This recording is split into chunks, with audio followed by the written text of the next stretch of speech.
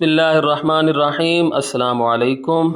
इंशाअल्लाह आज की वीडियो में मैं आपके सामने 10वीं जमात की उर्दू की नई किताब जो कि Punjab curriculum and text book board ने हाल ही में शाया की है और इस साल से पंजाब के स्कूलों में पढ़ाई जा रही है, उस किताब के सबक 17 गज़ल बाज़ीचा अतफ़ाल है दुनिया मेरे आगे के मशक़ी सवालात के नहायत आसान जवाबात फ़राहम करूँगा।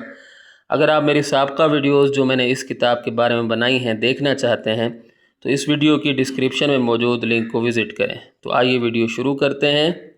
सवाल नंबर 1 है, गालिब के नज़दीक ये दुनिया बाज़ीचा अतफ़ाल क्यों है? जवाब, गालिब के नज़दीक ये दुनिया बाज़ीचा अतफ़ाल इसलिए है क्योंकि यहाँ की रौनक़ें और हंगामे बच्चों के खेल की तरह आर्जी हैं।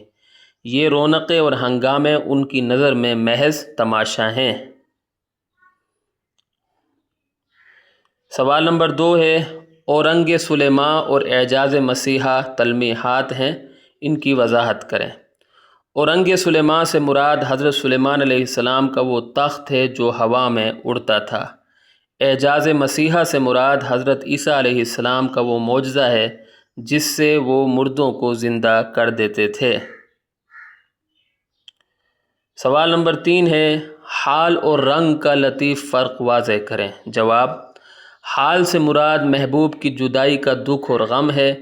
रंग से मुराद महबूब को होगा, ठीक है, महबूब को देख कर होने वाली खुशी और सुरूर है। सवाल नंबर 4 है, काबा और कलीसा के अल्फाज किन दो तहजीबों की अलामत हैं? काबा ईमान और दीनदारी की अलामत है, कलीसा कुफ्र और दुनियादारी की अलामत है। सवाल नंबर 5 है, मक्ता में मिर्ज़ा गालिब ने अपने बारे में क्या कहा है? जवाब, मक्ता में मिर्ज़ा गालिब के ऊपर इस तरह तखल्लुस का निशान लगा लें, ठीक है, जैसे यहाँ लगा हुआ है। अच्छा, मिर्ज़ा गालिब ने अपने बारे में कहा है कि गालिब